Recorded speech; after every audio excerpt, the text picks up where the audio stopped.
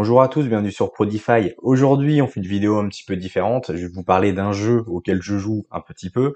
C'est le jeu Cross the Edge. Je sais pas si vous en avez entendu parler. Il est assez connu dans la communauté française puisque c'est des Français qui l'ont monté. L'équipe est basée à Marseille. C'est un jeu de cartes avec évidemment une crypto-monnaie qui est rattachée, le token CTA. Et puis, c'est un système de bataille sur un plateau. Ça, je vais vous le montrer tout à l'heure. Donc, il va y avoir une première partie plutôt descriptive et la deuxième partie où je vais essayer de vous indiquer est-ce que j'ai été rentable en jouant à ce jeu. Alors, disclaimer, moi, je suis un petit joueur. Je suis pas un geek. Donc, j'essaie de faire une partie par jour, histoire de ne pas perdre la main déjà, parce que c'est un jeu de cartes de stratégie. Donc, il faut quand même jouer de temps en temps. Et puis, voilà, je récupère quelques coffres, quelques récompenses journalières pour pouvoir faire progresser mon deck, mais je suis pas un joueur, voilà, je suis pas à fond dedans, donc voilà, je vais avoir une vision de débutant, quoi, quelqu'un qui fait que très peu de parties par rapport à certaines personnes qui vont vraiment être à fond et user des stratégies à fond. Voilà. Ceci étant dit, je vous pose les bases. J'avais investi 500 € lors de la sortie du jeu. Ça vous permettait d'avoir avec 500 € un pack Primus. Donc c'était un gros deck de cartes avec 3-4 mythiques, des ultra rares, enfin voilà, quelques cartes un peu premium. Et puis également vous aviez 250 CTA, donc qui est le token du jeu. Vous voyez là 250 et qui permet d'avoir des bonus. Alors je vais pas rentrer dans le détail parce que c'est pas l'objet de la vidéo. Mais pour ceux qui en ont un en 500, donc ceux qu'on a racheté après, bah vous pouvez avoir une carte super rare toutes les semaines qui est airdroppée. Et lorsque je vais faire la deuxième partie de la vidéo, donc la rentabilité entre guillemets du jeu pour un petit joueur comme moi, on va voir si c'est rentable ou pas.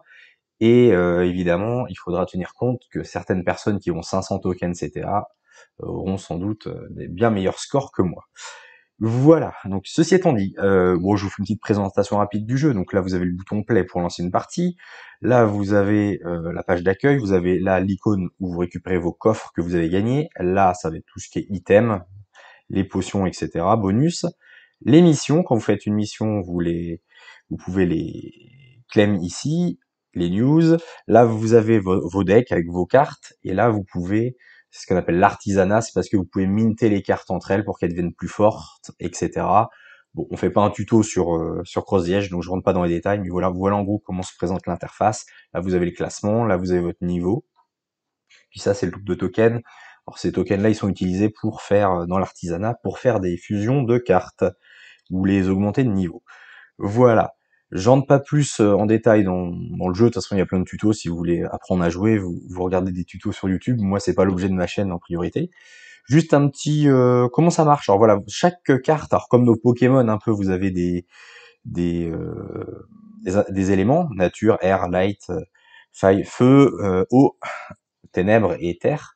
Et puis entre elles évidemment il y a des comment des avantages et des désavantages. Par exemple, l'air va être fort contre nature et darkness, par contre, elle va être faible contre la lumière et l'eau. Et par contre, si on reprend l'air, l'air va pouvoir faire des affinités avec la terre et le feu, vous voyez, le trait violet, voilà, en diagonale. Donc voilà, vous avez compris toute la stratégie, c'est que il faut prendre les cartes de l'adversaire sans se faire prendre les siennes, mais en même temps en essayant de créer des affinités pour que la force de la carte augmente. Vous avez les affinités comme ça en diagonale. Vous avez également les affinités, vous voyez, c'est noté là, la petite notice, les affinités entre trois couleurs qui se suivent. Voilà.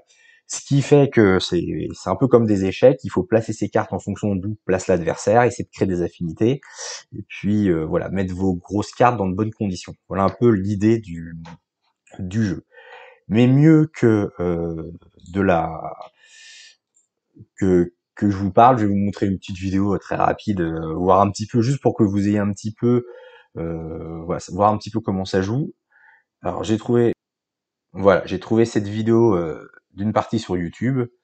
Donc voici le plateau à quoi ça ressemble. Vous posez vos cartes, c'est 4 par 4, hein, donc 16 cases.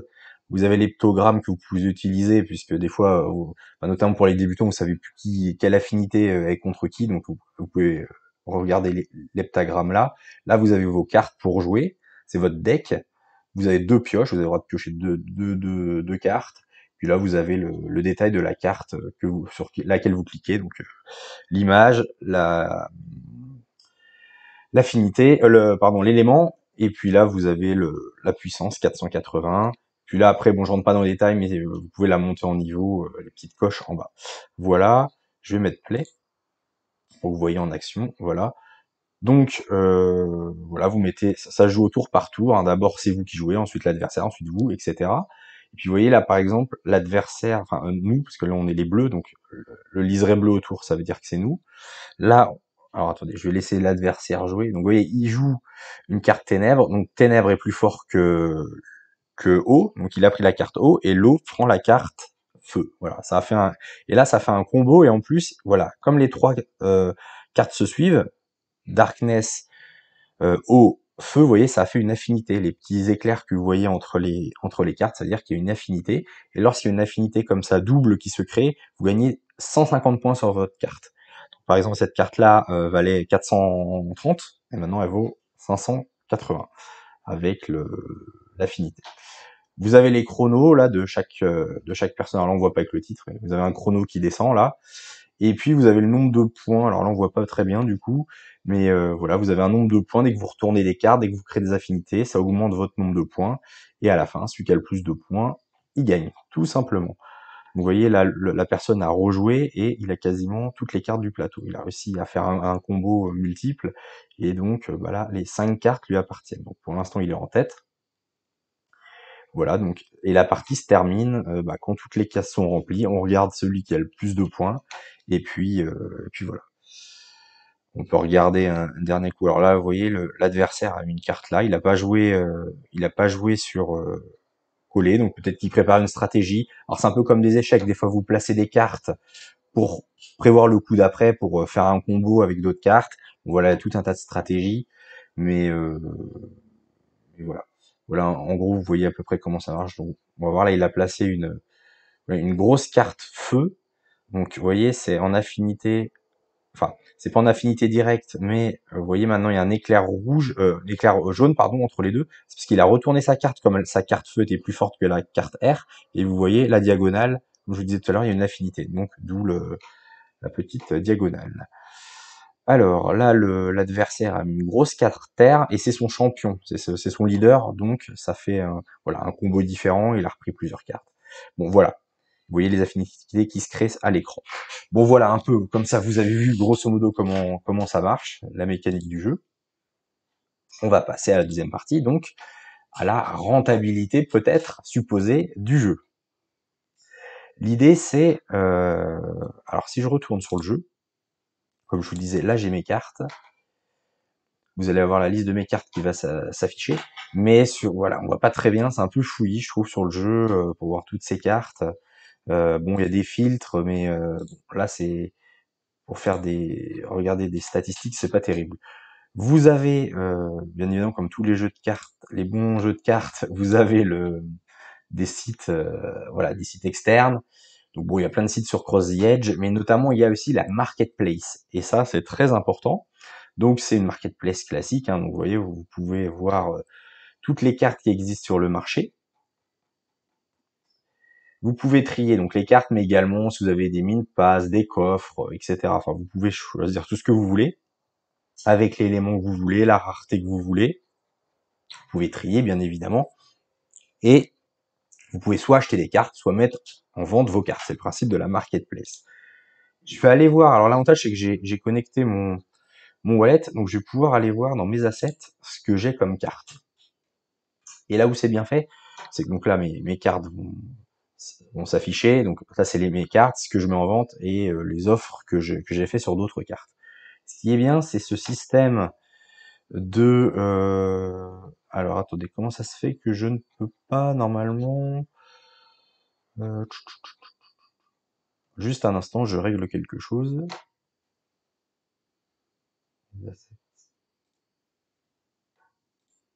Putain, mais il n'y a plus le...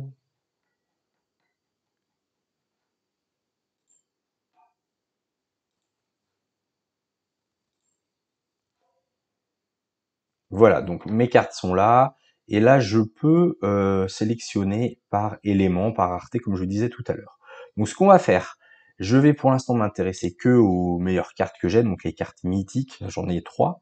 Et on va regarder le prix de chaque carte, enfin les prix de vente, dernier prix de vente de chaque carte. Et puis comme ça, on va pouvoir déterminer la valeur entre guillemets de mon portefeuille de Cross the Edge. Sachant que j'ai investi 500 $, on va voir est-ce que à l'instant T, est-ce que c'est rentable ou pas. Donc vous voyez, vous avez la carte que j'ai, la Solis, vous avez les caractéristiques, et vous pouvez mettre dernière vente.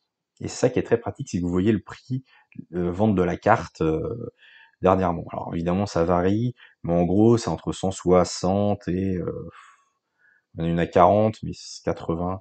Bon, on va dire à peu près en moyenne 100 $, quoi, 100, 120. Allez, 100 $, on va dire 100 $.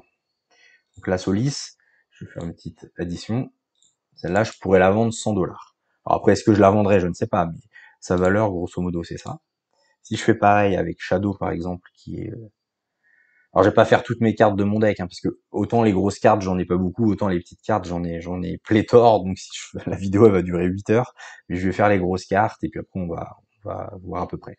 Bon, on voit que Shadow, elle vaut entre 90 et 40, bon, on va mettre 60, environ.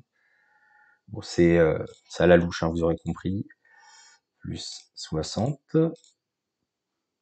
Ensuite, Calypse, celle-là. Normalement, elle vaut un peu moins parce que c'est une carte qui était donnée à ceux qui avaient le pack à la base. Donc, elle ne doit pas valoir très très cher. Enfin, pour une... Oh si, 60 € aussi à peu près. Enfin, c'est des dollars. 60 $. Ok. On va mettre plus 60. Tac.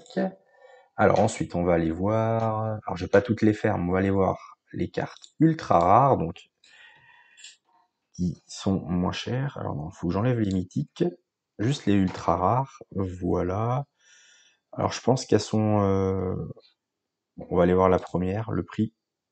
Le prix de la première. Et après on va faire une moyenne.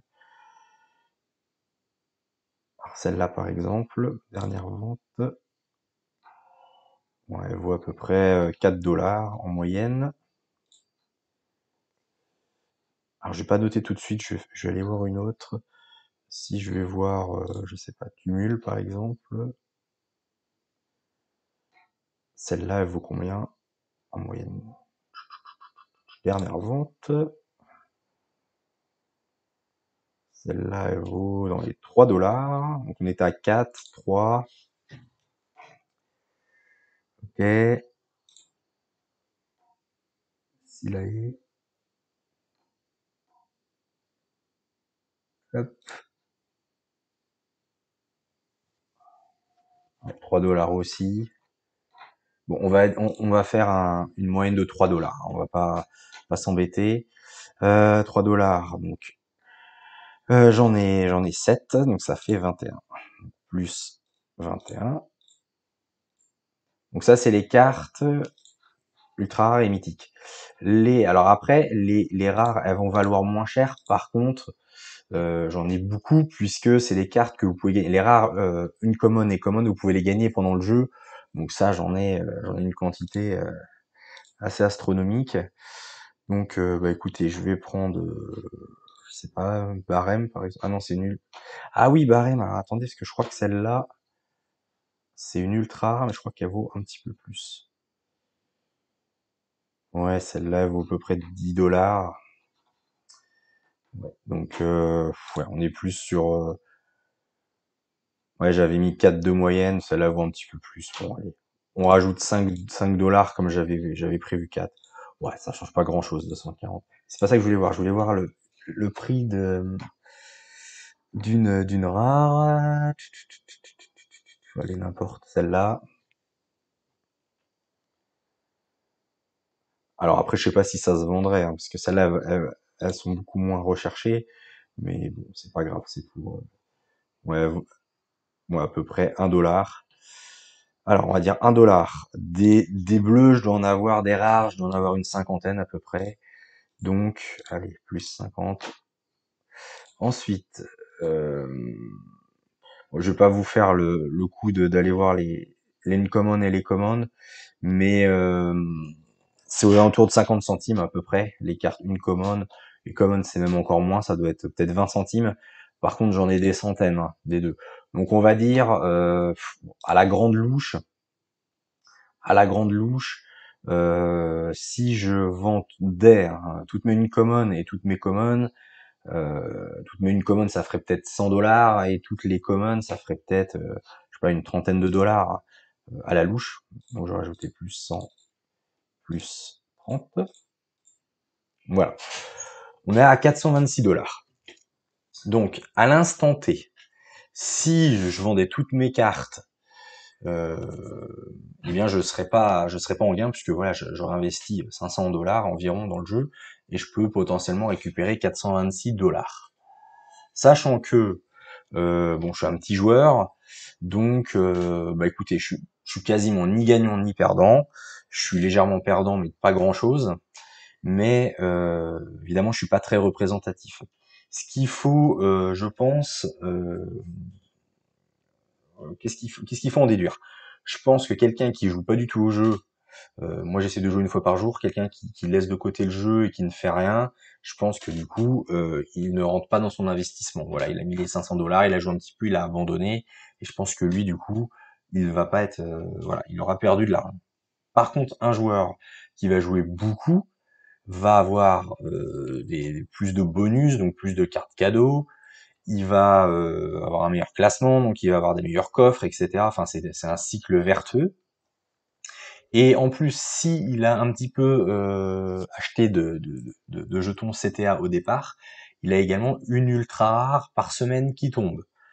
Alors, je sais pas exactement combien valent les cartes ultra rares, mais je pense qu'elles valent plusieurs dizaines d'euros. Donc, si avec le système de, parce que là j'ai été, oui, je vous ai pas dit, mais quand vous fusionnez des cartes, elles peuvent être plus puissantes, donc vous pouvez les revendre plus cher. Mais bon, j'ai fait vraiment du ultra basique. Donc si vous avez des ultra rares qui tombent, vous les fusionnez, etc. Même vos rares, enfin les autres cartes, vous pouvez peut-être avoir des decks, voilà, d'une plus grosse valeur. Ne serait-ce que déjà les ultra rares, si vous les vendez, je pense que vous pouvez largement augmenter vos gains. Donc je pense que quelqu'un qui joue beaucoup et peut-être qui a les 500 CTA, token CT1 de base, est beaucoup plus rentable que moi. Donc lui, je pense que par contre, il est largement gagnant. Voilà, pour l'aspect vraiment rentabilité. Alors après, quel scénario? Pour moi, il y a deux grands scénarios pour ce jeu. Soit le jeu explose, c'est-à-dire là, il a à peine un an, donc il est encore jeune. Soit ça prend vraiment et ça explose. Alors peut-être pas comme Pokémon, mais vous voyez, dans le style un peu Pokémon, ou tous les jeux super connus de cartes qui existent, si vraiment ça prend, je pense qu'à moyen long terme, les cartes vont valoir super cher, notamment les mythiques, puisque ils ont fait un système de burn, c'est-à-dire il y a de moins en moins de cartes qui existent, puisque vous les fusionnez, donc les cartes disparaissent, et donc celles qui vont rester, je pense, vont valoir très cher. Donc si le jeu prend bien, je pense que là, les cartes que je vous ai montrées, qui valaient 100 euros, 100 $ ou 60 $, peut-être qu'elles vaudront 500, 1000 ou 2, 3000, enfin peu importe, après les prix peuvent exploser. Si le jeu, admettons, dans 10 ans existe toujours et il y a vraiment une hype, je pense vraiment que le jeu peut vraiment, enfin les cartes peuvent, la valeur des grosses cartes en tout cas peut vraiment exploser. À l'inverse, si le jeu tombe dans l'anonymat, si ça prend pas, si ça s'essouffle, s'il n'y a pas assez de joueurs, si le marketing n'est pas bon, par contre, je pense que le prix des cartes, des NFT, parce que c'est des NFT, va tendre vers zéro. Et dans ces cas-là, mon investissement de 500 $ sera perdu. Voilà. Donc moi, mon objectif là, c'est de pas vendre. Pour l'instant, je garde mes cartes, je fais ma petite partie quotidienne. Je prends du plaisir. Le jeu est pas mal. Hein. C'est pas. Après, je suis pas un spécialiste, je suis pas un geek de ces jeux-là. Hein. Je vais pas passer mes journées à jouer. Mais une petite partie, je prends du plaisir. Et puis pour du moyen long terme, il y a pas de souci. Pour l'instant, je garde mes cartes, puis je verrai bien si. C'est tout pour aujourd'hui. N'hésitez pas à liker et à vous abonner pour ne pas louper la suite des vidéos. À bientôt sur Prodify. Ciao!